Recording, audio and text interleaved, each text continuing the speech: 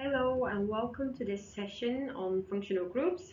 I am Maria and I am an attainment tutor in our Faculty of Life Sciences. Step Up to ChemHE is a faculty-wide initiative to assist students in developing key chemistry knowledge that can be applied throughout your life sciences degree.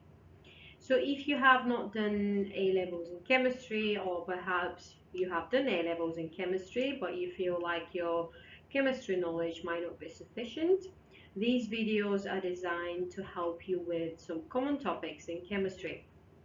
And today we will look into functional groups. So a little bit of introduction here regarding organic chemistry, which is the study of carbon chemistry and the compounds of carbon.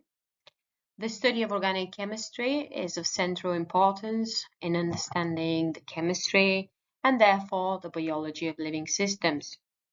A knowledge of organic chemistry enables chemists to develop and manufacture medicines, agricultural chemicals, anesthetics, and many other chemicals whose effects on life processes are important to us humans. Many other organic chemicals are important to modern society. These include, for example, the many polymers like polythene and nylon, whose properties of flexibility and elasticity are a direct result of carbon's unique ability to form chains. So a molecule usually consists of a hydrocarbon skeleton and different functional groups. The skeleton gives the molecule its shape, and the functional groups, as you probably realize from the name, give functionality to the molecule. So the chemical, physical, and biological properties of that molecule. So let's start with hydrocarbons. The ability of carbon to form strong bonds to itself and to other hydrogens leads to the formation of stable compounds. Hydrocarbons contain only hydrogen and carbon. The simplest hydrocarbons containing only single bonds are the alkanes. Then for alkenes, we have a double bond, and then for alkynes, we have a triple bond in the structure. And then we also have ring systems, such as benzene, for example. Now we will look into a few functional groups in a little bit more detail. And just to clarify that this is not a full list with all functional groups there are, but I have chosen some which are very common in molecules. So one of the most important functional groups is the hydroxyl OH group, which is found in the family of molecules known as alcohols. And the oxygen atom has two lone pairs of electrons and it is electronegative, meaning pulling the electron density towards itself. And it's this property which makes alcohols polar and they can undergo hydrogen bonding with molecules of the same type and with water. Then thiols are the sulfur analogues of alcohols. They're characterized by an SH group. The sulfur atom has a lower electronegativity than oxygen, and so the molecules are less polar. Thiols cannot undergo hydrogen bonding to the same extent as alcohols for this reason.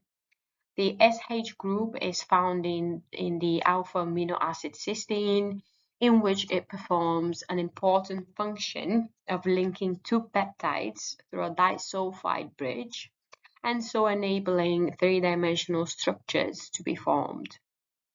Then we have carbonyls, and here we have the carbon double bond oxygen functionality, which is very important, and we'll come across this functionality in other functional groups as well.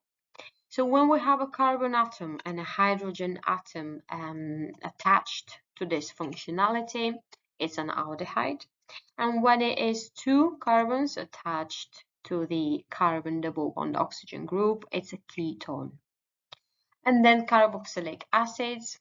Here we have the carbon double bond oxygen functionality as well. But we also have an OH group, and this altogether is a carboxylic acid.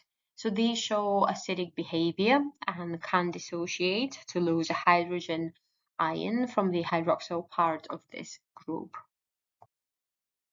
Now moving on to esters. Esters are formed from carboxylic acids and alcohols by esterification. See the difference to carboxylic acids. Instead of an OH group, we have an OR group, where R is an alkyl group. For amides, the amide group consists of a carbonyl group directly attached to a nitrogen atom. Because of the strong electronegativity of both the oxygen atom on the carbonyl group and the nitrogen atom from the amino group, amides are highly polar and form very strong intermolecular interactions. We have several types of amides. Primary amide, where nitrogen is attached to one carbon. Secondary amide, where nitrogen is attached to two carbons. Tertiary amide, where nitrogen is attached to three carbons. And then lactams, where we have the amide group in a ring. It could be a 4-member ring, 5-member ring, 6, and so on. What's important is the carbonyl functionality attached to a nitrogen atom. Now, amines. Amines are molecules which contain the amino group, and the amino group is derived from ammonia, NH3. The nitrogen atom possesses a lone pair of electrons, and this makes it electronegative and sets up dipoles in the NH bonds. For this reason, amines can undergo hydrogen bonding with other molecules of amine and with water. This makes them soluble in water, and solutions of amines in water are basic. Again, here we have a primary, secondary, and tertiary amines, which is related again to how many carbons is the nitrogen attached to. Right, so I will try and illustrate the importance of functional groups with a simple example here. And since I am a medicinal chemist by trade, no wonder that I have chosen to look at drug molecules for this example. We all take medications when we have a headache or an infection and so on. So let's look at one example of how functional groups are important for the action and stability of drug molecules. The penicillin group of antibiotics, also known as B-lactam antibiotics, has revolutionized the history of modern medicine by their effectiveness against several pathogenic bacterial species that cause various forms of infections.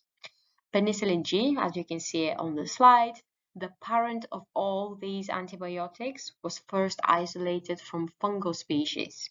Since the discovery of this antibiotic, several modifications have been introduced to the parent structure in order to enhance the activity, increase the acid resistance, facilitate bioavailability, and reduce toxicity. Penicillin G possesses various types of functional groups, as you can see. For example, a phenyl, an alkyl, an amide, a carboxylic acid, and a B-lactam.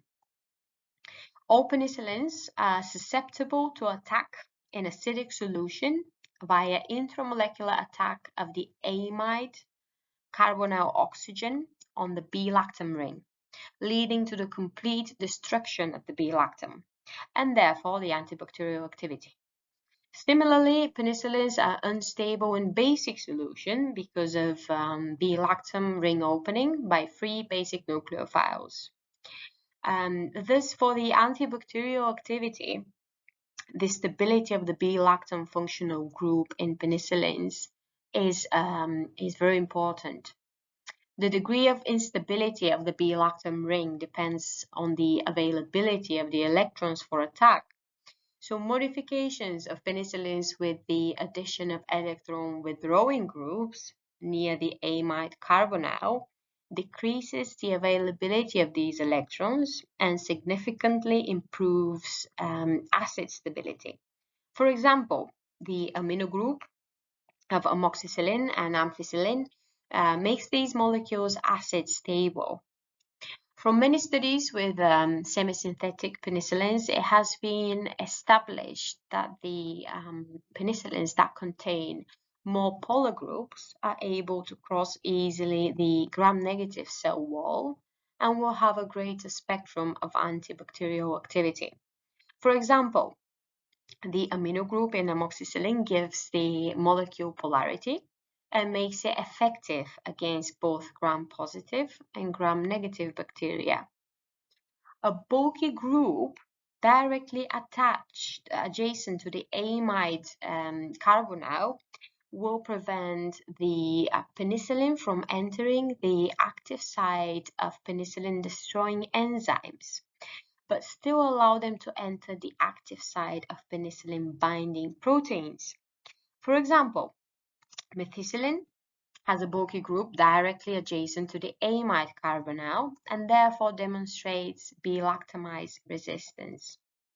The addition of polar groups to the R group allows the penicillin molecule, for example, as with amoxicillin, to more easily pass through the gram-negative cell wall and therefore increase antibacterial activity.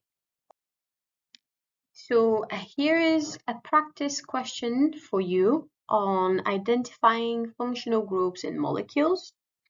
I advise you to stop the video and look at the highlighted areas in each molecule and try to identify the functional groups.